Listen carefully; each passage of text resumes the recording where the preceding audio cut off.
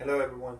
So today's video is going to be relatively short since we're going to simply solve the 1 millionth derivative of sine of x, right, with respect to x. So at first this looks like a very complicated problem, right, because we have the 1 millionth derivative of sine of x, so we have d to the power of 1 millionth sine of x divided by dx to the power of 1 million, right? Well, in calculus, sometimes we have problems that look very complicated, right? But it turns out they're very easy to do. Or sometimes you might just have problems that look really innocent, right? And then they turn out to be hell, right? So, but in this case, we're good. It's an easy problem.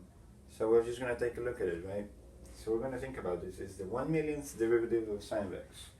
Now, if you remember from one of my previous videos, I mentioned that to take derivatives of trigonometric functions such as sine of x and cosine of x, we can just use an analogy to the unit circle. So if we have a unit circle like this, right, and then we divide it into 4, right, so we have kind of like a Cartesian plane in the middle. We know that this is the y-axis, right, and this is the positive y, and this is negative y, right? So we know that in the unit circle, the y values always are equivalent to sine of x. So the positive y-axis is sine of x, right?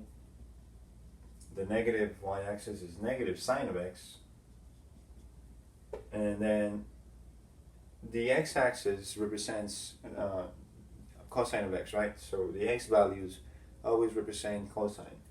So for the positive x-axis we have cosine of x, and for the negative x-axis we have negative cosine of x. Nice. Now we know that when we differentiate, right, when we take the derivative, we go clockwise. So if we want to take the first derivative of sine of x, we're going to end up at cosine of x. And if we want to do that again, so we want to take the first derivative of cosine of x, we're going to end up with sine of x, and so on, right? It never ends. So it's just like a cycle, right? It goes one over and over again, right? And then the opposite, so if you go counterclockwise, that's the integration, right? So that's the opposite of differentiation. That's anti-differentiation. But we're going to go over that later, not now. Okay, so now let's observe what happens when we take several derivatives of sine of x. So if we take the first derivative, right? So d over dx of sine of x will be equal to cosine of x. Cool. Alright, now let's take it again. That's just the first derivative. So the second derivative of sine of x, okay, will be equal to, we know that if we take the derivative again, we're going to end up with negative sine of x, right? Good. Alright, so let's keep doing that until maybe we complete the whole cycle, right? So let's take the third derivative of sine of x, right? That's going to be equivalent to the derivative, the first derivative of negative sine of x, which is just negative cosine of x, right? So that's going to give us negative cosine of x. And let's take another derivative. So we're going to take the fourth derivative, right? Fourth derivative of sine of x, okay, over dx to the fourth. And that will be equal to the first derivative of negative cosine of x. So we just go once and we go back to sine of x. That's just sine of x. Good. Here we have to stop because we have encountered, the same thing again, right? We just ended up with sine of x again. Fourth derivative of sine of x is sine of x. Good. What does that tell us? If we want to find the 1 millionth derivative of sine of x, and 1 million is an even number, and 4 is an even number, how about we just divide 1 million by 4, right? So we know how many times we're going to complete this cycle if we have 1 million derivatives, right? Here we just did 4 derivatives and we ended up with the same thing. If we keep doing that again, so if we do another 4 derivatives, we're going to end up with the same thing, and so on. If we get up to 1 million, right? So we have 1 million,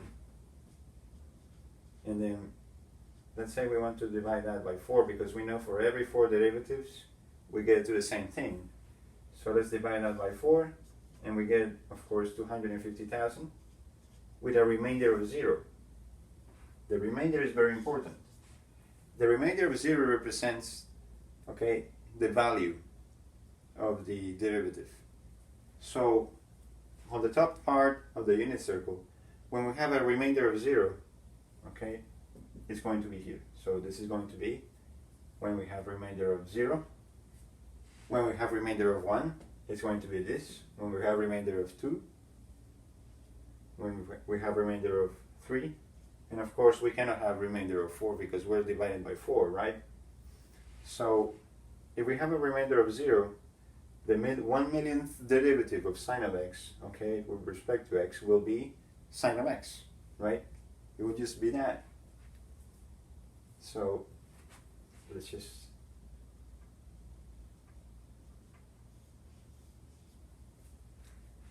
that's it for today. Thanks for watching.